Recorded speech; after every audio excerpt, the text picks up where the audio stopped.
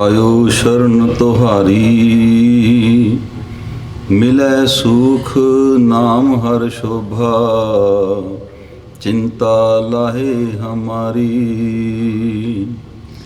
और न सूझै दूजी ठाहर, हार परयो तो द्वारी। लेखै छोड़ अलेखै छूटैं, हम निर्गुण लिहो उबारी। सद बख्शंद सदा मेहरबाना, सबना दे आधारी। नानक दास संत पाछै परियो, राख लिहो एह बारी। ਧੰਨ ਵਾਹਿਗੁਰੂ ਸਾਹਿਬ ਜੀਓ, ਗੁਰੂ ਗਰੀਬ ਨਿਵਾਜ ਸਲੋਕ। ਕਿਰਤ ਕਮਾਵਨ ਸ਼ੁਭ ਅਸ਼ੁਭ, ਕੀਨੇ ਤਿਨ ਪ੍ਰਭ ਆਪ।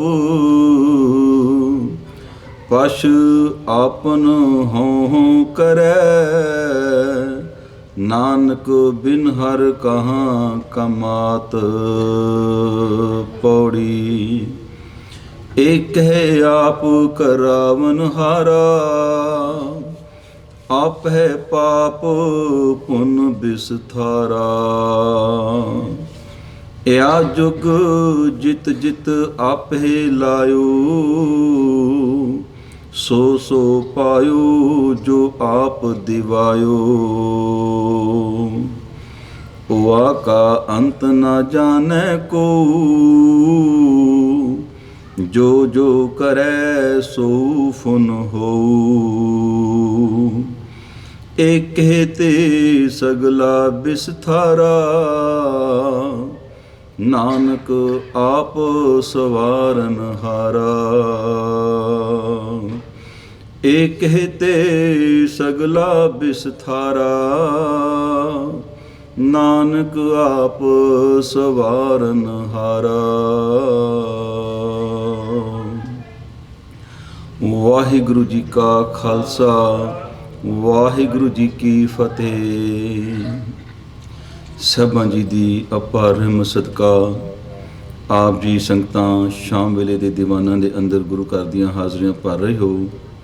ਸੋਦਾ ਰਹਿਰਾ ਸਾਹਿਬ ਜੀ ਦੇ ਪਾਠ ਤੋਂ ਉਪਰੰਤ ਪੰਥ ਦੇ ਮਹਾਨ ਕੀਰਤਨੀਏ ਸਤਿਕਾਰਯੋਗ ਭਾਈ ਸਾਹਿਬ ਭਾਈ ਗੁਰਮੇਲ ਸਿੰਘ ਜੀ, ਸਾਬਕਾ ਹਜ਼ੂਰੀ ਰਾਗੀ ਸੀ ਦਰਬਾਰ ਸਾਹਿਬ ਸ੍ਰੀ ਅੰਮ੍ਰਿਤਸਰ ਵਾਲੇ, ਤਿੰਨਾਂ ਦੇ ਜਥੇ ਪਾਸੋਂ ਆਪ ਜੀ ਨੇ ਗੁਰਬਾਣੀ ਕੀਰਤਨ ਦਾ ਆਨੰਦ ਮਾਣਿਆ ਹੈ।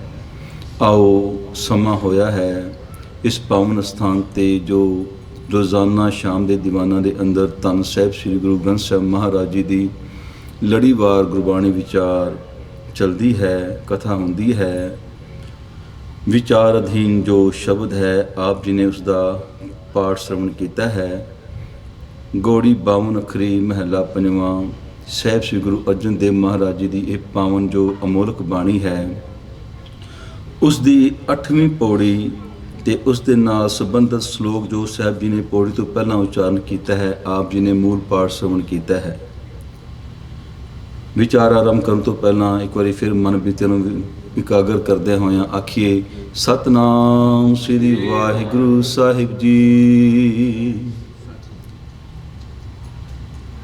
ਸਲੋਕ ਕਿਰਤ ਕਮਾਵਨ ਸ਼ੁਭ ਅਸ਼ੁਭ, ਕੀਨੇ ਤਿਨ ਪ੍ਰਭ ਆਪ। ਸਾਹਿਬ ਜੀ ਫਰਮਾਨ ਕਰਦੇ ਹਨ, ਉਹ ਜੋ ਪਰਮਾਤਮਾ ਆਪ ਜੀਵਾਂ ਦੇ ਵਿੱਚ ਵਰਤ ਕੇ ਜਿਤਨੇ ਕਰਮ ਨੇ ਉਹ ਕਰਦਾ ਹੈ, ਤੇ ਪਾਪ ਤੇ ਪੁੰਨ, ਸ਼ੁਭ ਤੇ ਅਸ਼ੁਭ, ਇਹ ਜੋ ਕਰਮ ਨੇ ਉਹ ਪਰਮਾਤਮਾ ਜੀਵਾਂ ਦੇ ਦੁਆਰਾ ਆਪ ਕਰਦਾ ਹੈ। ਪਰ ਮਨੁੱਖ ਪਸ਼ ਆਪਨ ਹੋਂ ਕਰੈ, ਨਾਨਕ ਬਿਨ ਹਰ ਕਹਾਂ ਕਮਾਤ। ਤੇ ਮੂਰਖ ਪਸ਼ੂ ਬਿਰਤੀ ਵਾਲਾ ਮਨੁੱਖ, ਹੰਕਾਰੀ ਮਨੁੱਖ ਜਿਹੜਾ ਹੈ ਨਾ, ਹੋਂ ਕਰਦਾ ਹੈ ਕਿ ਮੈਂ ਕੀਤਾ ਹੈ। ਤੇ ਸਾਹਿਬ ਜੀ ਆਖਦੇ ਨੇ ਨਾਨਕ ਬਿਨ ਹਰ ਕਹਾਂ ਕਮਾਤ। ਮਨੁੱਖ ਕਿੱਥੇ ਇਤਨਾ ਜੋਗਾ ਹੈ ਕਿ ਆਪਣੀ ਮਰਜ਼ੀ ਦੇ ਨਾਲ ਕੋਈ ਕਰਮ ਇਸ ਸੰਸਾਰ 'ਤੇ ਕਰ ਲਵੇ। क्योंकि बाणी तो सानू ये सूझ देंदी है कि करन करावन हार सुआमी सगल घटा को अंतरजामी। वो परमात्मा जिहड़ा सारे दिनां दियां जानन वाला है तो करन काਰਨ हार सुआमी है। वो परमात्मा ही तो सब कुछ कर रहा है जीवां दे विच बैठ के। घट घट मैं हरजू बसै संतन कहो पुकार, हरेक दे हिरदे विच वो परमात्मा आप है। तो फिर किवें कोई मनुख अपनी मर्जी दे नाल शुभ जां अशुभ कर्म कर सकता है? ये भी परमात्मा कर रहा है। पर मनुख जिहड़ा है ना कहता कि परमात्मा तो है, परमात्मा विच मैं विश्वास रखदा, पर परमात्मा जिसने सारी सृष्टि साजी है ना उस कोल कुछ ना कुछ तो कमी रह ही गई है। उस कोल कुछ ना तो शुभ तो अशुभ हो ही गया ना। कुछ दिन, कुछ विशेष थां, कोई विशेष मुहूर्त ਜਿਹੜੇ अशुभ ने वो दस नहीं सकिया परमात्मा। शक है ना मन में, अपनी सियाणप है, क्योंकि मनुख उस कादर नूं ते उसकी कुदरत नूं अलग अलग मनदा है।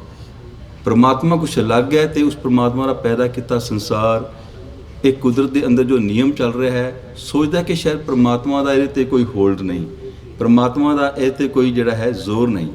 पर बाणी सानूं समझाती है कि परमात्मा की पैदा की हुई सारी सृष्टि है तो सारी सृष्टि तो उस परमात्मा का हुक्म चलता है। तो मनुख कहता नहीं कुछ तो कमी है, कोई दिन तो भैड़ा है, कोई दिन तो बुरा है ना, तो उस लिए फिर उपा उसके लिए कोई जुक्तियां जिहड़ा है अपने मन के नाल करदा है। तो सानू बाणी कहती है भी वो परमात्मा का जिहड़ा कीता होया ना वो सब कुछ पूरा है, कोई अधूरा नहीं।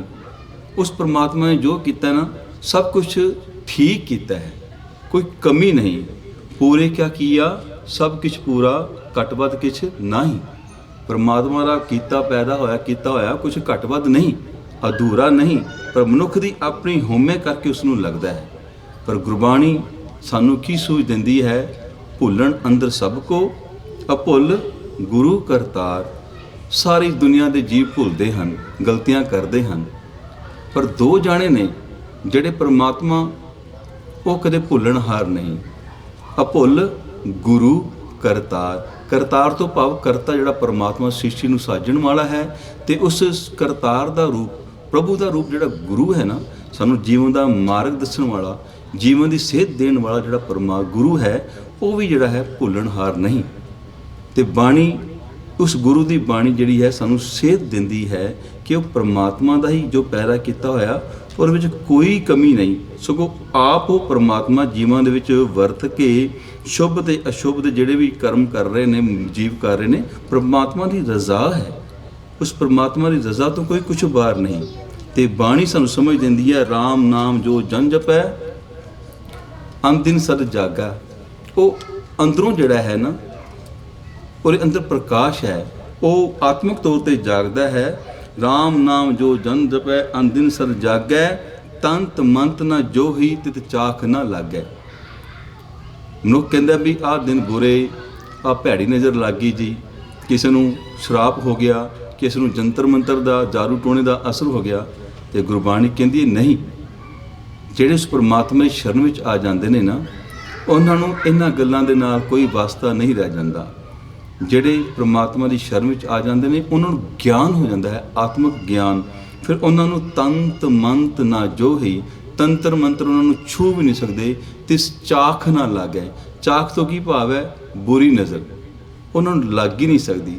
तो जिन्होंने विश्वास नहीं परमात्मा ते जिन्हें बाणी तो कोरे हैं, गुरु के उपदेश तो जिहड़े भुले हुए हैं, वो फिर इन्हां उलझनां विच उलझ जाते हैं। वो सियाणिਆਂ ਦੇ ਚੱਕਰਾਂ ਵਿੱਚ, ਜੋਸ਼ੀਆਂ ਦੇ ਚੱਕਰ ਵਿੱਚ ਪੈ ਜਾਂਦੇ ਨੇ ਤੇ ਆਪਣਾ ਜਿੱਥੇ ਉਹ ਆਰਥਿਕ ਨੁਕਸਾਨ ਕਰਾਉਂਦੇ ਨੇ, ਮਾਨਸਿਕ ਨੁਕਸਾਨ ਵੀ ਉਹਨਾਂ ਦਾ ਹੁੰਦਾ ਹੈ, ਪਰਿਵਾਰਕ ਨੁਕਸਾਨ ਵੀ ਉਹਨਾਂ ਦਾ ਹੁੰਦਾ ਹੈ। ਤੇ ਸਾਡੇ ਸਾਹਮਣੇ ਕਈ ਘਟਨਾਵਾਂ ਆਉਂਦੀਆਂ ਨੇ ਇਹੋ ਜਿਹੇ, ਜਿਹੜੇ ਵਹਿਮਾਂ ਭਰਮਾਂ ਦੇ ਮਾਰੇ ਜੀਵ ਲੋਕ ਨੇ ਕਿੰਨੇ ਪਰੇਸ਼ਾਨ ਦੇਖੀਦੇ ਨੇ। ਕਿੰਨੀ ਸੋਹਣੀ ਕੋਠੀ ਬਣਾਈ, ਕਿੰਨਾ ਵੱਡਾ ਘਰ ਬਣਾਇਆ, ਘਰ ਇੰਨਾ ਸੋਹਣਾ ਬਣਾ ਕੇ ਤੇ ਬਾਹਰ ਤੋੜੀ ਲਟਕਾ ਦਿੰਦੇ ਨੇ ਕਾਲੀ ਕਰਕੇ, ਚਿੱਟੀਆਂ ਜਿਹੀਆਂ ਅੱਖਾਂ ਬਣਾ ਕੇ, ਲਾਲ ਜੀਭ ਕਰਕੇ ਬਾਹਰ भी नज़र ना लग जाए। नवा ट्रक लिया तो पिछे छितर टुट्टा लटका देंगे ने, तो लिख देंगे बुरी नज़र वाले तेरा मूँह काला। ये की है? ये अंध विश्वास है अंदर दा। सोहनी गड्डी लैके लाल अगे फिर हरियां दे नींबू टंग देंगे ने, नज़र ना लग जाए। इस तरह नहीं नज़र तो बचया जा सकता। उस परमात्मा के सिमरन के नाल जुड़ना पवेगा तो इस गल की समझ आएगी कि जो कुछ हो रहा है ना, किरत कमावन शुभ अशुभ, ਜਿਹੜੇ ਵੀ शुभ अशुभ ਜਿਹੜੇ कर्म ने कीने तिन प्रभ आप, वो प्रभु ਜਿਹੜਾ है आप करवा रहा है ना, ਜਾਂ ਆਪਣੀ ਮੱਤ ਅਨੁਸਾਰ ਜਿਹੜੇ ਮਨੁੱਖ ਇਹਨਾਂ ਕਰਮਾਂ ਵਿੱਚ ਪਏ ਨੇ ਵੀ ਆਹ ਦਿਨ ਸ਼ੁਭ ਹੈ, ਇਹ ਅਸ਼ੁਭ ਹੈ, ਇਹ ਸਮਾਂ, ਇਹ ਮੁਹੂਰਤ, ਇਸ ਸਮੇਂ ਕੰਮ ਨਹੀਂ ਕਰਨਾ, ਘਰੋਂ ਚੱਲੇ ਨੇ, ਪਾਠ ਪੂਜਾ ਕਰਕੇ ਵੀ ਚੱਲੇ ਨੇ, ਜੇ ਪਿੱਛੋਂ ਕਿਸੇ ਨੇ ਆਵਾਜ਼ ਮਾਰਤੀ ਕਹਿੰਦੇ ਵੀ ਅਸ਼ੁਭ ਹੋ ਗਿਆ। ਵੀ ਦੱਸੋ, ਸਾਡੀ ਤੇ ਬਾਣੀ ਕਹਿੰਦੀ ਹੈ ਏਕ ਪਿਤਾ ਏਕ ਇਸਕੇ ਹਮ ਬਾਰਿਕ, ਜੇ ਕਿਸੇ ਨੇ ਆਵਾਜ਼ ਮਾਰਤੀ ਤਾਂ ਉਹ ਵੀ ਤਾਂ ਪਰਮਾਤਮਾ ਦਾ ਪੈਦਾ ਕੀਤਾ ਹੈ ਨਾ। ਕਈ ਐਸੇ ਸਮਝਦੇ ਨੇ ਵੀ ਉਹ ਫਲਾਣਾ ਬੰਦਾ ਜੇ ਮੱਥੇ ਲੱਗ ਗਿਆ ਨਾ ਕੰਮ ਕਰਨ ਜਾ ਰਿਹਾ ਕਿ ਕੰਮ ਸਿਰੇ ਨਹੀਂ ਚੜ੍ਹਨਾ, ਕਿਉਂ ਜੀ ਮਨਹੂਸ ਹੈ। ਤੇ ਕਿਸੇ ਨੂੰ ਕਹਿਣਗੇ ਬੜਾ ਚੰਗਾ ਹੈ ਜੀ, ਇਹਦੇ ਦਰਸ਼ਨ ਹੋ ਜਾਣ ਨਾ ਕੰਮ ਬਣ ਜਾਂਦਾ। ਤੇ ਜੇ ਸਾਰੀ ਦੁਨੀਆ ਸਾਰੇ ਜੀਵ ਉਸ ਪਰਮਾਤਮਾ ਦੇ ਪੈਦਾ ਕੀਤੇ ਹੋਏ ਨੇ, ਇਹ ਫਿਰ ਇਹਨਾਂ ਵਹਿਮਾਂ ਭਰਮਾਂ ਤੋਂ ਛੁਟਕਾਰਾ ਕਿਉਂ ਨਹੀਂ ਪਾ ਸਕਦੇ ਪਏ ਅਸੀਂ? ਕਿਉਂਕਿ ਅੰਦਰ ਬਾਣੀ ਦੀ ਸੂਝ ਨਹੀਂ। ਅਸੀਂ ਤੰਤਰਾਂ ਮੰਤਰਾਂ ਵਿੱਚ ਫਸੇ ਹੋਏ ਹਾਂ। ਤੇ ਸਾਹਿਬ ਜੀ ਨੇ ਬਾਣੀ ਵਿੱਚ ਹੋਰ ਬੜਾ ਵਿਸਥਾਰ ਦੇ ਨਾਲ ਸਾਨੂੰ ਸਮਝਾਇਆ ਹੈ, ਭਾਈ ਮਤ ਕੋਈ ਜਾਣੋ ਕਿਸੇ ਕਿਆ ਕਿਛ ਹਾਥ ਹੈ, ਕਿਸੇ ਦੇ ਕੁਛ ਹੱਥ ਨਹੀਂ, ਮਤਾਂ ਤੁਸੀਂ ਭੁਲੇਖੇ ਵਿੱਚ ਰਹੋ। ਸਭ ਕਰੇ ਕਰਾਇਆ, ਉਹ ਪਰਮਾਤਮਾ ਜੋ ਕਰਦਾ ਨਾ ਉਹੀ ਕੁਛ ਹੁੰਦਾ ਹੈ, ਜੀਵ ਵੀ ਉਹੀ ਕੁਛ ਕਰਦੇ ਨੇ। ਜ਼ਰਾ ਮਰਾ ਤਾਪ ਸਿਰਤ ਸਾਪ ਸਭ ਹਰ ਕੇ ਵਸ ਹੈ, ਕੋਈ ਲਾਗ ਨਾ ਸਕੈ ਬਿਨ ਹਰ ਕਾ ਲਾਇਆ। ਜ਼ਰਾ ਤੋਂ ਭਾਵ ਬੁਢਾਪਾ, ਜੀਵ ਪੈਦਾ ਹੋਇਆ ਹੈ, ਬੱਚਾ ਹੈ, ਜਵਾਨ ਹੋਇਆ ਹੈ, ਉਸ ਤੋਂ ਬਾਅਦ ਅਗਲੀ ਅਵਸਥਾ ਬਿਰਧ ਅਵਸਥਾ ਹੈ। ਹੁਣ ਕੋਈ ਉਪਾਅ ਕਰੀ ਜਾਵੇ ਵੀ ਮੈਂ ਬੁੱਢਾ ਹੋਵਾਂ ਹੀ ਨਾ, ਇਹ ਤਾਂ ਪਰਮਾਤਮਾ ਨੇ ਇੱਕ ਕੁਦਰਤ ਦਾ ਨਿਯਮ ਬਣਾਇਆ ਹੈ। ਜੰਮਣ ਮਰਨਾ ਵੀ ਉਸ ਪਰਮਾਤਮਾ ਦੇ ਹੱਥ ਵਿੱਚ ਹੈ, ਸ਼ੁਭ ਅਸ਼ੁਭ ਇਹ ਸਭ ਉਸ ਪਰਮਾਤਮਾ ਦੇ ਹੱਥ ਵਿੱਚ ਹੈ। ਪਰਮਾਤਮਾ ਨੇ ਸਾਨੂੰ ਬੁੱਧੀ ਦਿੱਤੀ ਹੈ ਕਿ ਉਸ ਨੂੰ ਵਰਤ ਕੇ ਅਸੀਂ ਸ਼ੁਭ ਤੇ ਅਸ਼ੁਭ, ਬੁਰਾ ਤੇ ਭਲਾ, ਚੰਗਾ ਤੇ ਮੰਦਾ ਇਹਦੀ ਵਿਚਾਰ ਕਰ ਸਕੀਏ। ਜਦੋਂ ਵਿਚਾਰ ਕਰ ਲਵਾਂਗੇ ਨਾ ਫਿਰ ਸਾਨੂੰ ਸਮਝ ਆ ਜਾਵੇਗੀ ਕਿ ਉਸ ਪਰਮਾਤਮਾ ਨੇ ਜੋ ਸਾਨੂੰ ਯੋਗ ਇਹ ਸੋਹਣੀ ਬੁੱਧੀ ਦਿੱਤੀ ਹੈ ਨਾ, ਉਸ ਨੂੰ ਵਰਤ ਕੇ ਅਸੀਂ ਸ਼ੁਭ ਤੇ ਅਸ਼ੁਭ ਤੋਂ, ਪਾਪ ਤੇ ਪੁੰਨ ਤੋਂ ਬਚ ਸਕਦੇ ਹਾਂ। ਤੇ ਸਾਹਿਬ ਜੀ ਨੇ ਫਿਰ ਆਖਿਆ, ਉਹ ਪਰਮਾਤਮਾ ਜਿਸ ਦੇ ਪੈਦਾ ਕੀਤੀ ਸਾਰੀ ਸ੍ਰਿਸ਼ਟੀ ਹੈ, ਉਸ ਦਾ ਹੁਕਮ ਚੱਲ ਰਿਹਾ ਹੈ। ਜ਼ਰਾ ਮਰਾ, ਜੰਮਣਾ ਮਰਨਾ, ਬੁਢਾਪਾ, ਤਾਪ ਕਹਿੰਦੇ ਨੇ ਬੁਖਾਰ ਹੋ ਗਿਆ, ਸਿਰ ਪੀੜ ਹੋ ਗਈ ਜੀ, ਸਿਰ ਪੀੜ ਹੋ ਗਈ। ਫਿਰ ਕਹਿੰਦੇ ਸ਼ਰਾਪ ਲੱਗ ਗਿਆ ਵੀ ਸਾਡੇ ਮਹਾਂਪੁਰਸ਼ ਬੜੇ ਡਾਢੇ ਨੇ, ਸ਼ਰਾਪ ਦੇ ਦਿੰਦੇ ਨੇ। ਗੁਰਬਾਣੀ ਅਨੁਸਾਰ, ਸਿੱਖ ਧਰਮ ਅਨੁਸਾਰ ਸਾਡੇ ਮਹਾਂਪੁਰਸ਼ ਇੱਦਾਂ ਦੇ ਨਹੀਂ। ਸਾਡੇ ਮਹਾਂਪੁਰਸ਼ ਤੱਤੀ ਤਵੀ ਤੇ ਬਹਿਣ ਵਾਲੇ ਨੇ। ਸਾਡੇ ਮਹਾਂਪੁਰਸ਼ ਗੁਰੂ ਤੇਗ ਬਹਾਦਰ ਸਾਹਿਬ ਮਹਾਰਾਜ ਜੀ ਕਿਸੇ ਦੂਸਰੇ ਧਰਮ ਦੇ ਲਈ ਆਪਣਾ ਸੀਸ ਕੁਰਬਾਨ ਕਰਨ ਵਾਲੇ ਨੇ।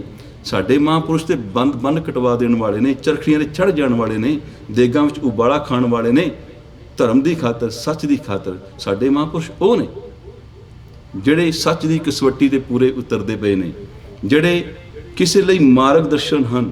ਸਾਡੇ ਉਹ ਮਹਾਂਪੁਰਸ਼ ਨੇ, ਉਹਨਾਂ ਨੂੰ ਪਤਾ ਹੈ ਤੱਤੀ ਤਵੀ ਜਿਹੜੀ ਹੈ ਠੰਡੀ ਨਹੀਂ ਕਰਨੀ। ਕਰ ਸਕਦੇ ਨੇ ਪਰ ਸ਼ਰਾਪ ਥੋੜ੍ਹੀ ਦੇਣਾ ਕਿਸੇ ਨੂੰ, ਪਰਮਾਤਮਾ ਦਾ ਹੁਕਮ ਹੈ। ਇਹ ਗੱਲ ਨਾ ਸਮਝੋ ਕਿ ਮੈਂ ਇਸ ਗੱਲ ਦਾ ਉਟੰਕਣ ਕਰ ਰਿਹਾ ਕਿ ਗੁਰੂ ਸਾਹਿਬ ਜੀ ਕਿਸੇ ਸ਼ਕਤੀ ਦੇ ਮਾਲਕ ਨਹੀਂ। ਉਹ ਪਰਮਾਤਮਾ ਰੂਪ ਨੇ। ਉਸ ਜੋ ਪਰਮਾਤਮਾ ਦੇ ਗੁਣ ਨੇ, ਸੇਮ ਸਾਰੇ ਗੁਣ ਉਹ ਪਰਮਾਤਮਾ ਦੇ ਗੁਰੂ ਦੇ ਵਿੱਚ ਵੀ ਹਨ। ਗੁਰ ਪਰਮੇਸ਼ਰ ਏਕੋ ਜਾਣ, ਜੋ ਤਿਸ ਭਾਵੈ ਸੋ ਪ੍ਰਵਾਨ। ਪਰ ਜੋ ਉਸ ਪਰਮਾਤਮਾ ਨੂੰ ਚੰਗਾ ਲੱਗਦਾ ਹੈ ਨਾ, ਉਸ ਦੀ ਰਜ਼ਾ ਦੇ ਵਿੱਚ ਰਹਿਣਾ, ਇਹ ਗੁਰੂ ਦਾ ਆਪਣਾ ਸੁਭਾਅ ਹੈ। ਤੇ ਗੁਰੂ ਸਾਹਿਬ ਜੀ ਸਾਨੂੰ ਉਹੀ ਨਿਮਰਤਾ, ਉਹੀ ਜੀਵਨ ਦਾ ਮਾਰਗ ਸੰਦੇਸ਼ ਦਿੰਦੇ ਨੇ ਕਿ ਉਸ ਪਰਮਾਤਮਾ ਦੀ ਰਜ਼ਾ ਦੇ ਵਿੱਚ ਰਹਿਣਾ ਹੈ। ਹੁਕਮ ਰਜ਼ਾਈ ਲਿਖਿਆ, ਨਾਨਕ ਲਿਖਣਾ ਨਲੇਖ। ਇਸ ਪਰਮਾਤਮਾ ਦੇ ਹੁਕਮ ਦੇ ਅੰਦਰ ਜਿਹੜਾ ਹੈ ਅਸੀਂ ਰਹਿਣਾ ਹੈ, ਹੁਕਮ ਦੇ ਅੰਦਰ ਚੱਲਣਾ ਹੈ। ਤੇ ਸਾਹਿਬ ਜੀ ਨੇ ਇਹ ਸਾਨੂੰ ਸਮਝਾਇਆ ਹੈ ਸ਼ਲੋਕ, ਕਿਰਤ ਕਮਾਵਨ ਸੁਭ ਅਸ਼ੁਭ ਕੀਨੇ ਤਿਨ ਪ੍ਰਭ ਆਪ। ਉਸ ਪਰਮਾਤਮਾ ਨੇ ਆਪ ਜਿਹੜਾ ਹੈ ਜੀਵਾਂ ਵਿੱਚ ਬੈਠ ਕੇ ਸ਼ੁਭ ਤੇ ਅਸ਼ੁਭ ਜਿਹੜੇ ਕਰਮ ਹੈ ਆਪ ਕਰ ਰਿਹਾ ਹੈ। ਪਸ ਆਪਨ ਹੋਂ ਕਰੈ, ਪਰ ਪਸ਼ੂ ਬਿਰਤੀ ਵਾਲਾ ਮਨੁੱਖ ਹਉਮੈ ਦੇ ਹੰਕਾਰ ਦੇ ਵਿੱਚ ਹੋਂ ਕਰਦਾ ਹੈ, ਮੈਂ ਕਰਦਾ ਹੈ। ਨਾਨਕ ਬਿਨ ਹਰ ਕਹਾਂ ਕਮਾਤ। ਪਰ ਉਸ ਪਰਮਾਤਮਾ ਤੋਂ ਬਿਨਾਂ ਕੋਈ ਕੀ ਕਮਾ ਸਕਦਾ ਹੈ, ਕੀ ਕਰ ਸਕਦਾ ਹੈ? ਕੋਈ ਭਾਵ ਕੇ ਕੁਛ ਨਹੀਂ ਕਰ ਸਕਦਾ। ਫਿਰ ਅੱਗੇ ਪੌੜੀ ਹੈ, ਏਕ ਹੈ ਆਪ ਕਰਾਵਨ ਹਾਰਾ। ਦੇਖੋ ਸਾਹਿਬ ਜੀ ਨੇ ਥਾਂ ਥਾਂ 'ਤੇ ਸਾਨੂੰ ਸਮਝਾਇਆ ਹੈ ਕਰਨ ਕਰਾਵਨਹਾਰ ਸੁਆਮੀ। ਉਹ ਪਰਮਾਤਮਾ ਜਿਹੜਾ ਹੈ ਨਾ, ਆਪ ਕਰਨ ਕਰਾਵਨਹਾਰ ਹੈ, ਉਹ ਇੱਕੋ ਹੀ ਹੈ। ਉਹ ਪਰਮਾਤਮਾ ਐਸਾ ਹੈ, ਬੀਓ ਪੀ ਪੂਛਣਾ ਮਸਰਤ ਧਰੈ, ਜੋ ਕੁਛ ਕਰੈ ਸੋ ਆਪੇ ਕਰੈ। ਕਿਸੇ ਦੀ ਸਲਾਹ ਦੇ ਨਾਲ, ਕਿਸੇ ਨਾਲ ਮਸ਼ਵਰਾ ਕਰਕੇ ਉਹ ਕੁਛ ਨਹੀਂ ਕਰਦਾ। ਉਹ ਕਿਸੇ ਨਾਲ ਮਸ਼ਵਰਾ ਕਰਦਾ ਹੀ ਨਹੀਂ। ਜੋ ਕਰਦਾ ਆਪੇ ਕਰਦਾ ਹੈ, ਆਪਣੇ ਹੁਕਮ ਅਨੁਸਾਰ ਕਰਦਾ ਹੈ। ਤੇ ਸਾਹਿਬ ਜੀ ਨੇ ਆਖਿਆ ਹੈ, ਏਕੈ ਆਪ ਕਰਾਵਨਹਾਰਾ। ਉਹ ਪਰਮਾਤਮਾ ਸਭ ਕੁਛ ਆਪ ਕਰਨ ਕਰਾਵਨਹਾਰ ਸਮਰੱਥ ਹੈ। ਆਪੇ ਪਾਪ ਪੁੰਨ ਵਿਸਥਾਰਾ। ਆਪੇ ਪਾਪ ਤੇ ਪੁੰਨ ਦਾ ਉਹਨੇ ਨਾ ਖਿਲਾਰਾ ਖਿਲਾਰਿਆ ਹੋਇਆ ਸਾਰੇ ਸੰਸਾਰ ਦੇ ਅੰਦਰ। ਤੇ ਮਨੁੱਖ ਨੇ ਵਿਚਾਰ ਕਰਕੇ ਕੀਤੇ ਕਰਮਾਂ ਨੂੰ, ਆਪਣੇ ਕਰਮਾਂ ਨੂੰ ਪਾਪ ਤੇ ਪੁੰਨ ਦਾ ਜਿਹੜਾ ਹੈ ਹਿੱਸਾ ਬਣਾਉਣਾ ਹੈ। ਜੋ ਪ੍ਰਮਾਤਮਾ ਨੇ ਸਮਝ ਦਿੱਤੀ ਹੈ ਨਾ, ਦੇਖੋ ਜਿਵੇਂ ਇੱਕ ਉਦਾਹਰਨ ਦੇ ਤੌਰ ਤੇ ਜੇ ਆਪਾਂ ਗੱਲ ਇਹ ਸਾਂਝੀ ਕਰੀਏ ਕਿ ਇੰਡੀਆ ਅਸੀਂ ਗੱਡੀ ਚਲਾਉਂਦੇ ਹਾਂ ਲੈਫਟ ਹੈਂਡ, ਇੱਥੇ ਚਲਾਉਂਦੇ ਹਾਂ ਸੱਜੇ ਹੱਥ। ਤੇ ਅਸੀਂ ਕਹੀਏ ਵੀ ਇੱਥੇ ਆ ਕੇ ਵੀ ਅਸੀਂ ਸੱਜੇ ਹੱਥ ਹੀ ਚਲਾਉਣੀ ਹੈ, ਖੱਬੇ ਹੱਥ ਹੀ ਚਲਾਉਣੀ ਹੈ, ਸੱਜੇ ਹੱਥ ਨਹੀਂ ਚਲਾਉਣੀ, ਤੇ ਕੀ ਹੋਵੇਗਾ? ਐਕਸੀਡੈਂਟ ਕਰਾਂਗੇ ਜਾਂ ਪੁਲਿਸ ਵਾਲਾ ਟਿਕਟ ਦੇਗਾ ਨਾ, ਤੇ ਆਪੇ ਬਣ ਗਿਆ ਨਾ ਪਾਪ। ਪਾਪ ਹੋ ਗਿਆ ਨਾ। ਜੇ ਐਕਸੀਡੈਂਟ ਹੋ ਗਿਆ ਤਾਂ ਵੀ ਸਜ਼ਾ ਮਿਲ ਗਈ ਨਾ, ਉਦੋਂ ਹੀ ਪਾਪ ਕੀ ਹੈ? ਸਜ਼ਾ ਹੀ ਮਿਲਦੀ ਹੈ ਨਾ। ਤੇ ਜੇ ਆਪਣੇ ਰੂਲ ਐਂਡ ਰੈਗੂਲੇਸ਼ਨ ਫੋਲੋ ਕਰਦੇ ਹਾਂ ਤੇ ਆਪੇ ਪੁੰਨ ਹੈ, ਆਪੇ ਸ਼ੁਭ ਹੈ, ਕੁਛ ਅਸ਼ੁਭ ਨਹੀਂ। ਤੇ ਆਪੇ ਪਾਪ ਪੁੰਨ ਵਿਸਥਾਰਾ। ਉਸ ਪਰਮਾਤਮਾ ਨੇ ਆਪ ਹੀ ਤੇ ਪਾਪ ਤੇ ਪੁੰਨ ਦਾ ਵਿਸਥਾਰ ਕੀਤਾ ਹੋਇਆ, ਖਿਲਾਰਾ ਖਲੇਰਿਆ ਹੋਇਆ ਪੂਰੇ ਸੰਸਾਰ ਵਿੱਚ। ਤੇ ਜੀਵ ਜਿਹੜੇ ਨੇ ਉਸ ਵਿੱਚ ਭੌਂਦੇ ਫਿਰਦੇ ਹਨ। ਇਆ ਜੁਗ ਜਿਤ ਜਿਤ ਆਪਹਿ ਲਾਇਓ। ਇਆ ਜੁਗ ਤੋਂ ਭਾਵ ਹੈ ਇਸ ਮਨੁੱਖਾ ਜਨਮ ਦੇ ਅੰਦਰ ਉਸ ਪਰਮਾਤਮਾ ਨੇ ਜਿਹੜੇ ਜਿਹੜੇ ਕੰਮ ਵਿੱਚ ਕਿਸੇ ਨੂੰ ਲਾਇਆ ਹੋਇਆ ਨਾ, ਸੋ ਸੋ ਪਾਇਓ ਜੋ ਆਪ ਦਿਵਾਇਓ। ਉਹ ਉਹੀ ਸਭ ਕੁਛ ਪਾ ਰਹੇ ਹਨ ਜੀਵ, ਜੋ ਪਰਮਾਤਮਾ ਆਪ ਦਿਵਾ ਰਿਹਾ ਹੈ। ਤੇ ਸਾਹਿਬ ਜੀ ਆਖਦੇ ਨੇ, ਓਆ ਕਾ ਅੰਤ ਨਾ ਜਾਣੈ ਕੋ। ਉਸ ਪਰਮਾਤਮਾ ਦਾ ਜਿਹੜਾ ਅੰਤ ਹੈ ਨਾ, ਉਸ ਦਾ ਪਾਰਾਵਾਰ ਕਦੇ ਕਿਸੇ ਨੇ ਕੋਈ ਪਾ ਨਹੀਂ ਸਕਿਆ। ਅਜੇ ਤੱਕ ਕੋਈ ਦੱਸ ਨਹੀਂ ਸਕਿਆ ਕਿ ਪਰਮਾਤਮਾ ਕੈਸਾ ਹੈ। ਉਸ ਦੀ ਸ੍ਰਿਸ਼ਟੀ ਦੀ ਰਚਨਾ ਉਸਨੇ ਕਿਸ ਤਰ੍ਹਾਂ ਕੀਤੀ, ਉਹ ਪਰਮਾਤਮਾ ਉਸ ਬਾਰੇ ਜਾਣਨਾ। ਸਾਹਿਬ ਜੀ ਆਖਦੇ ਨੇ, ਵੱਡਾ ਮੇਰਾ ਗੋਬਿੰਦ ਅਗਮ ਅਗੋਚਰ। ਉਹ ਪਰਮਾਤਮਾ ਅਗਮ ਅਗੋਚਰ ਹੈ, ਆਦਿ ਨਿਰੰਜਨ ਨਿਰੰਕਾਰ ਜੀਓ। ਉਹ ਯੁਗਾਂ ਦੇ ਮੁੱਢ ਤੋਂ ਹੀ ਜਿਹੜਾ ਸੱਚ ਹੈ, ਅਫੁਰ ਅਵਸਥਾ ਵਿੱਚ ਸੀਗਾ ਜਦੋਂ ਇਹ ਸਾਰੀ ਸ੍ਰਿਸ਼ਟੀ ਨਹੀਂ ਸੀ। ਇਹ ਸ੍ਰਿਸ਼ਟੀ ਜਦੋਂ ਵਿਨਾਸ਼ ਵੀ ਹੋ ਜਾਵੇਗੀ ਨਾ, ਤਾਂ ਵੀ ਪਰਮਾਤਮਾ ਅਫੁਰ ਅਵਸਥਾ ਵਿੱਚ, ਸੁੰਨ ਅਵਸਥਾ ਵਿੱਚ ਹਮੇਸ਼ਾ ਰਹੇਗਾ।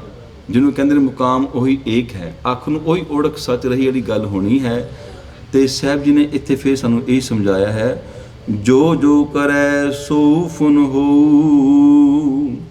ਜੋ ਜੋ ਪਰਮਾਤਮਾ ਚਾਹੁੰਦਾ ਹੈ ਨਾ, ਉਹੀ ਸਾਰੇ ਜੀਵ ਕਰਦੇ ਹਨ। ਤੇ ਉਸੇ ਤਰ੍ਹਾਂ ਹੀ ਸ੍ਰਿਸ਼ਟੀ ਦਾ ਜਿਹੜਾ ਹੈ ਇੱਕ ਨਿਯਮ ਚੱਲ ਰਿਹਾ ਹੈ, ਏਕੇ ਤੇ ਸਗਲਾ ਵਿਸਥਾਰਾ। ਉਸ ਪਰਮਾਤਮਾ ਤੋਂ ਹੀ ਸਾਰੀ ਸ੍ਰਿਸ਼ਟੀ ਦਾ ਜੋ ਇਹ ਵਿਸਥਾਰ ਚੱਲ ਰਿਹਾ ਹੈ। ਪਰਮਾਤਮਾ ਨੇ ਸਾਰੀ ਸ੍ਰਿਸ਼ਟੀ ਦਾ ਇਹ ਜਿਹੜਾ ਹੈ ਵਿਸਥਾਰ ਕੀਤਾ ਹੈ। ਜਿਵੇਂ ਇੱਕ ਬੀਜ ਹੈ ਨਾ, ਛੋਟਾ ਜਿਹਾ ਬੀਜ, ਜਦੋਂ ਉਹਨੂੰ ਬੀਜ ਦਈਏ ਨਾ, ਉਹਨੂੰ ਬੀਜ ਦਈਏ, ਫਿਰ ਅੰਕੁਰ ਫੁੱਟਦਾ ਹੈ। ਸਮਾਂ ਪਾ ਕੇ ਉਹੀ ਇੱਕ ਵ੍ਰਿਕਸ਼ ਦਾ ਰੂਪ ਧਾਰਨ ਕਰਦਾ ਹੈ। ਅਨੇਕਾਂ ਉਹਦੀਆਂ ਟਾਹਣੀਆਂ ਨੇ, ਅਨੇਕਾਂ ਉਸ ਨੂੰ ਪੱਤੇ ਲੱਗੇ ਨੇ, ਅਣਗਿਣਤ ਪੱਤੇ ਹਨ, ਝੜਦੇ ਹਨ, ਨਵੇਂ ਹੋਰ ਆ ਜਾਂਦੇ ਨੇ। ਉਹਨਾਂ ਨੂੰ ਫਿਰ ਫਲ ਲੱਗਦਾ ਹੈ। ਫਲ ਜਿਹੜਾ ਹੈ ਸਾਨੂੰ ਰਸ ਦਿੰਦਾ ਹੈ, ਤੇ ਉਹ ਫਲ ਦੇ ਅੰਦਰ ਹੀ ਫਿਰ ਇੱਕ ਬੀਜ ਹੈ। ਐਸਾ ਉਸ ਪਰਮਾਤਮਾ ਦਾ ਵਿਸਥਾਰ ਹੈ। ਜਿਵੇਂ ਇੱਕ ਬੀਜ ਤੋਂ ਫਲ ਤੱਕ ਦਾ ਜਿਹੜਾ ਸਫ਼ਰ ਹੈ, ਉਹਦੇ ਵਿੱਚ ਫਿਰ ਜੋ ਬੀਜ ਹੈ, ਇੱਕ ਬੀਜ ਤੋਂ ਫਿਰ ਅਨੇਕਾਂ ਹੋਰ ਅੱਗੇ ਬੀਜ ਤਿਆਰ ਹੋ ਰਹੇ। ਜਿੰਨੇ ਫਲ ਉਹਨੇ ਉਹਦੇ ਵਿੱਚ ਬੀਜ, ਤੇ ਫਿਰ ਜਿੰਨਾ ਖਿਲਾਰਾ ਹੈ, ਤੇ ਇੰਨਾ ਉਹਦੀ ਸ੍ਰਿਸ਼ਟੀ ਵਿੱਚ ਸਮਰੱਥਾ ਹੈ। ਕੁਦਰਤ ਦੀ ਕਾਦਰਤ ਦੇ ਵਿੱਚ ਉਹ ਸਾਰੇ ਖਿਲਾਰੇ ਨੂੰ ਫਿਰ ਸੰਭਾਲ ਸਕਦੀ ਹੈ, ਆਪਣੇ ਆਪ ਵਿੱਚ ਸਮੋ ਸਕਦੀ ਹੈ। ਤੇ ਇਹ ਹੀ ਵਿਸਥਾਰ ਸੇਮ ਪਰਮਾਤਮਾ ਦਾ ਹੈ, ਏਕੇ ਤੇ ਸਗਲਾ ਵਿਸਤਾਰਾ। ਸਾਰੀ ਸ੍ਰਿਸ਼ਟੀ ਤੇ ਜੋ ਵਿਸਥਾਰ ਹੈ, ਉਸ ਪਰਮਾਤਮਾ ਇੱਕੋ ਦਾ ਹੀ ਕੀਤਾ ਹੋਇਆ ਹੈ। ਤੇ ਨਾਨਕ ਆਪ ਸਵਾਰਨਹਾਰਾ। ਸਾਰੇ ਜੀਵਾਂ ਨੂੰ ਆਪ ਉਹ ਸਵਾਰਨ ਵਾਲਾ ਹੈ, ਆਪਣੇ ਚਰਨਾਂ ਦਾ ਓਟ ਆਸਰਾ ਦੇਣ ਵਾਲਾ ਹੈ। ਇਹ ਸਮਝ ਸਾਨੂੰ ਬਾਣੀ ਤੋਂ ਹੀ ਪ੍ਰਾਪਤ ਹੁੰਦੀ ਹੈ ਕਿ ਉਹ ਪਰਮਾਤਮਾ ਜਿਹੜਾ ਹੈ ਨਾ, ਐਸਾ ਹੈ, ਰੰਗ ਰੱਤਾ ਮੇਰਾ ਸਾਹਿਬ ਰਵ ਰਿਹਾ ਭਰਪੂਰ। ਉਹ ਪਿਆਰ ਰੂਪ ਹੋ ਕੇ ਰੰਗ ਦੇ ਵਿੱਚ ਭਿੱਜਾ ਹੋਇਆ ਮੇਰਾ ਜਿਹੜਾ ਸਾਹਿਬ ਹੈ ਨਾ, ਰਵ ਰਿਹਾ, ਸਾਰੀ ਸ੍ਰਿਸ਼ਟੀ ਵਿੱਚ ਰਵ ਰਿਹਾ ਭਰਪੂਰ। ਐ ਨਕਾ ਨਕ ਭਰਿਆ ਹੋਇਆ ਸਾਰਾ ਉਸ ਪਰਮਾਤਮਾ ਦਾ ਹੀ ਹੁਕਮ ਪਿਆਰ ਰੂਪ ਵਿੱਚ ਵਰਤ ਰਿਹਾ ਹੈ। ਉਹ ਪਰਮਾਤਮਾ ਐਸਾ ਹੈ, ਆਪਣੀ ਸ੍ਰਿਸ਼ਟੀ ਨੂੰ ਪੈਦਾ ਕਰਕੇ ਆਪਣੇ ਜੀਵਾਂ ਤੋਂ, ਆਪਣੇ ਸਾਰੀ ਰਚਨਾ ਤੋਂ ਕਿਤੇ ਅਲੱਗ ਨਹੀਂ। ਉਹ ਤੇ ਐਸਾ ਹੈ, ਆਪੇ ਰਸੀਆ ਆਪ ਰਸ, ਆਪੇ ਰਾਵਣਹਾਰ, ਆਪੇ ਹੋਵੇ ਚੋਲੜਾ, ਆਪੇ ਸੇਜ ਪਤਾਰ। ਉਹ ਆਪ ਹੀ ਰਸੀਆ ਹੈ, ਭਾਵ ਕਿ ਰਸ ਮਾਣਨ ਵਾਲਾ ਹੈ, ਤੇ ਆਪ ਰਸ, ਰਸ ਵੀ ਉਹ ਆਪ ਹੈ। ਮੰਨ ਲਓ ਕੋਈ ਫਲ ਖਾਂਦੇ ਆ ਨਾ, ਉਹਦਾ ਕੋਈ ਚੀਜ਼ ਹੈ, ਉਹਦਾ ਇੱਕ ਰਸ ਹੈ। ਰਸ ਖਾ ਕੇ ਜਿਹੜਾ ਸਵਾਦ ਆਉਂਦਾ ਹੈ, ਤੇ ਉਹ ਵੀ ਪਰਮਾਤਮਾ ਆਪ ਭੋਗਣ ਵਾਲਾ ਹੈ ਸਾਡੇ ਜੀਵਨ ਦੇ ਅੰਦਰ ਬੈਠ ਕੇ। ਤੇ ਉਹ ਜਿਹੜਾ ਫਲ ਹੈ ਉਹ ਵੀ ਪਰਮਾਤਮਾ ਆਪ ਹੈ, ਤੇ ਆਪੇ ਹੀ ਰਾਵਣਹਾਰ, ਉਸ ਨੂੰ ਆਨੰਦ ਮਾਣਨ ਵਾਲਾ ਵੀ ਆਪੇ ਹੀ ਹੈ। ਫਿਰ ਇੱਕ ਹੋਰ ਬੜੀ ਸੋਹਣੀ ਉਦਾਹਰਨ ਸਾਹਿਬਾਂ ਨੇ ਦਿੱਤੀ ਹੈ, ਆਪੇ ਹੋਵੇ ਚੁਲੜਾ, ਆਪੇ ਸੇਜ ਪਤਾਰ। ਆਪ ਹੀ ਉਹ ਇਸਤਰੀ ਹੈ, ਤੇ ਆਪ ਹੀ ਸੋਹਣੀ ਸੇਜਾ ਹੈ, ਤੇ ਆਪ ਹੀ ਪਤਾਰ, ਆਪ ਹੀ ਪਤੀ ਹੈ, ਤੇ ਆਪੇ ਹੀ ਉਸ ਦਾ ਆਨੰਦ ਮਾਣਨ ਵਾਲਾ, ਰਾਵਣ ਵਾਲਾ ਪਰਮਾਤਮਾ ਆਪ ਹੈ। ਉਹ ਪਰਮਾਤਮਾ ਐਸਾ ਹੈ ਕਿ ਆਪੇ ਮਾਛੀ ਮਛਲੀ, ਆਪੇ ਪਾਣੀ ਜਾਲ, ਆਪੇ ਜਾਲ ਮਣਕੜਾ, ਆਪੇ ਅੰਦਰ ਲਾਲ।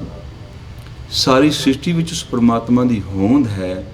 ਤੇ ਜਿਵੇਂ ਸਮੁੰਦਰ ਵੀ ਪਰਮਾਤਮਾ ਆਪ ਹੈ, ਸਮੁੰਦਰ ਵਿੱਚ ਮੱਛੀ ਰੂਹ ਵੀ ਉਹ ਆਪ ਹੈ, ਤੇ ਮੱਛੀ ਫੜਨ ਵਾਲਾ ਮਛਿਆਰਾ, ਫਿਸ਼ਰਮੈਨ ਵੀ ਉਹ ਆਪ ਹੀ ਹੈ। ਤੇ ਜਿਹੜਾ ਜਾਲ ਪਾਉਂਦਾ ਨਾ, ਉਹ ਮੱਛੀਆਂ ਫੜਨ ਵਾਲਾ ਜਿਹੜਾ ਫਿਸ਼ਰਮੈਨ, ਉਹ ਜਾਲ ਨੂੰ ਭਾਰਾ ਕਰਨ ਲਈ ਉਹਦੇ ਅੰਦਰ ਮਣਕੇ ਲੱਗੇ ਹੁੰਦੇ ਨੇ ਲੋਹੇ ਦੇ, ਤਾਂ ਜੋ ਉਹ ਅੰਦਰ ਬੈਠ ਜਾਵੇ ਪਾਣੀ 'ਚ। ਫਿਰ ਅੰਦਰ ਆਪੇ ਅੰਦਰ ਲਾਲ, ਲਾਲ ਤੋਂ ਭਾਵ ਹੈ ਉਹ ਮਾਸ ਦੀਆਂ ਛੋਟੇ ਛੋਟੇ ਬੂਟੀਆਂ, ਉਹ ਵੀ ਵਿੱਚ ਪਾਈਆਂ ਹੁੰਦੀਆਂ ਨੇ। ਮੱਛੀਆਂ ਆਕਰਸ਼ਿਤ ਹੁੰਦੀਆਂ ਨੇ ਉਹਨੂੰ ਖਾਣ ਵਾਸਤੇ, ਉਹ ਜਾਲ ਵਿੱਚ ਫਸੀ ਜਾਂਦੀਆਂ, ਫਿਰ ਆਪੇ ਹੀ ਜਾਲ ਨੂੰ ਉਹ ਕੱਢਦਾ ਹੈ ਨਾ। ਇਹ ਸਭ ਕੁਛ ਪਰਮਾਤਮਾ ਹੀ ਆਪ ਹੀ ਹੈ, ਆਪ ਹੀ ਰਾਵਣਹਾਰ ਹੈ, ਆਪ ਹੀ ਸਾਰੀ ਸ੍ਰਿਸ਼ਟੀ ਨੂੰ ਚਲਾਉਣ ਵਾਲਾ ਹੈ। ਜਨਮ ਵੀ ਦੇ ਰਿਹਾ ਹੈ, ਮੌਤ ਵੀ ਦੇ ਰਿਹਾ ਹੈ, ਉਹ ਜ਼ਿੰਦਗੀ ਵੀ ਦੇ ਰਿਹਾ ਹੈ, ਉਹ ਪਰਮਾਤਮਾ ਖੁਸ਼ੀ ਵੀ ਦਿੰਦਾ ਹੈ, ਤੇ ਉਹ ਪਰਮਾਤਮਾ ਆਪ ਹੀ ਆਪਣੀ ਸ੍ਰਿਸ਼ਟੀ ਨੂੰ ਚਲਾ ਰਿਹਾ ਹੈ। ਕਿਸ ਤਰ੍ਹਾਂ? ਆਪੇ ਮਾਛੀ ਮਛਲੀ, ਆਪੇ ਪਾਣੀ ਜਾਲ, ਆਪੇ ਜਾਲ ਮਣਕੜਾ, ਆਪੇ ਅੰਦਰ ਲਾਲ। ਭਾਵ ਕਿ ਹਰੇਕ ਜੀਵ ਦੇ ਅੰਦਰ ਉਹ ਪਰਮਾਤਮਾ ਆਪ ਵਰਤ ਕੇ ਜਿਹੜੀ ਆਪਣੀ ਸ੍ਰਿਸ਼ਟੀ ਨੂੰ ਚਲਾ ਰਿਹਾ ਹੈ। ਸਾਹਿਬ ਜੀ ਨੇ ਅੱਜ ਆਪਾਂ ਨੂੰ ਇਹੀ ਸਮਝਾਇਆ ਹੈ ਕਿ ਉਹ ਪਰਮਾਤਮਾ ਤੋਂ ਅਲੱਗ ਕੁਛ ਵੀ ਨਹੀਂ। ਆਪਣੀਆਂ ਸਿਆਣਪਾਂ ਨੂੰ ਛੱਡ ਕੇ ਉਸ ਪਰਮਾਤਮਾ ਦੇ ਚਰਨਾਂ ਦੇ ਨਾਲ ਜੁੜਨਾ ਹੈ, ਤਾਂ ਜੋ ਇਹ ਲੋਕ ਸੁਖੀਏ ਪਰਲੋਕ ਸੁਹੇਲੇ, ਨਾਨਕ ਪ੍ਰਭ ਆਪੇ ਮੇਲੇ ਹੋਵਣ। ਇਤਨੀਆਂ ਬੇਨਤੀਆਂ ਕਰਦਿਆਂ ਦਾਸ ਨੂੰ ਖਿਮਾ ਬਖਸ਼ਿਸ਼ ਕਰਨਾ, ਕਿਉਂਕਿ ਵਿਚਾਰਾਂ ਕਰਦਿਆਂ ਬਹੁਤ ਭੁੱਲਾਂ ਚੁੱਕਾਂ ਹੋ ਜਾਂਦੀਆਂ ਨੇ। ਜੋ ਸੰਗਤ ਹੈ, ਗੁਰੂ ਰੂਪ ਹੈ, ਬਖਸ਼ਣਹਾਰ ਹੈ, ਬਖਸ਼ ਲੈਣਾ। ਆਓ ਅਗਲਾ ਪ੍ਰੋਗਰਾਮ ਜੋ ਹੈ ਸਾਂਝਾ ਸਾਹਿਬ ਪਾਠ ਸੇਵਾ ਗਰੁੱਪ ਵੱਲੋਂ ਜੋ ਸਹਿਜ ਪਾਠ ਕੀਤੇ ਗਏ ਹਨ, ਸਤਿਕਾਰਯੋਗ ਭਾਈ ਸਾਹਿਬ ਭਾਈ ਸੇਵਾ ਸਿੰਘ ਜੀ ਵੀਰ ਜੀ ਆਪਾਂ ਨੂੰ ਜੋ ਸੋਕ ਮੇਲਾ ਨੌਵਾਂ ਦੀ ਬਾਣੀ ਪੜ੍ਹ ਕੇ ਜਿਹੜਾ ਹੈ ਉਹ ਸਹਿਜ ਪਾਠ ਦੇ ਭੋਗ ਪਾਉਣਗੇ। ਉਪਰੰਤ ਫਿਰ ਸਤਿਕਾਰਯੋਗ ਭਾਈ ਸਾਹਿਬ ਭਾਈ ਗੁਰਮੇਲ ਸਿੰਘ ਜੀ ਆਪਾਂ ਨੂੰ ਗੁਰਬਾਣੀ ਕੀਰਤਨ ਰਾਹੀਂ ਨਿਹਾਲ ਕਰਨਗੇ। ਫਿਰ ਆਪਾਂ 8:30 ਵਜੇ ਅਰਦਾਸ ਕਰਕੇ ਸਮਾਪਤੀ ਕਰਾਂਗੇ। ਆਪ ਆਈਆਂ ਸੰਗਤਾਂ ਦਾ ਬਹੁਤ ਬਹੁਤ ਧੰਨਵਾਦ। ਜੀ ਆਇਆਂ ਨੂੰ। ਆਓ ਫਤਿਹ ਨਾਲ ਸਾਂਝ ਪਾਈਏ। ਵਾਹਿਗੁਰੂ ਜੀ ਕਾ ਖਾਲਸਾ, ਵਾਹਿਗੁਰੂ ਜੀ ਕੀ ਫਤਿਹ। ਸਤਨਾਮ ਵਾਹਿਗੁਰੂ ਸਾਹਿਬ ਜੀ। ਕੰਗ ਵਿਕੰਦੜੇ ਜੇਲਾ, ਕਿੰਨਾ ਸਾਈ ਤੋਲ, ਤਨ ਜੜਾਈ ਆਪਣੈ, ਲਹਾ ਸੋ ਸੱਜਣ ਢੋਲ। ਸੱਜਣ ਸੱਚਾ ਪਾਤਸ਼ਾਹ,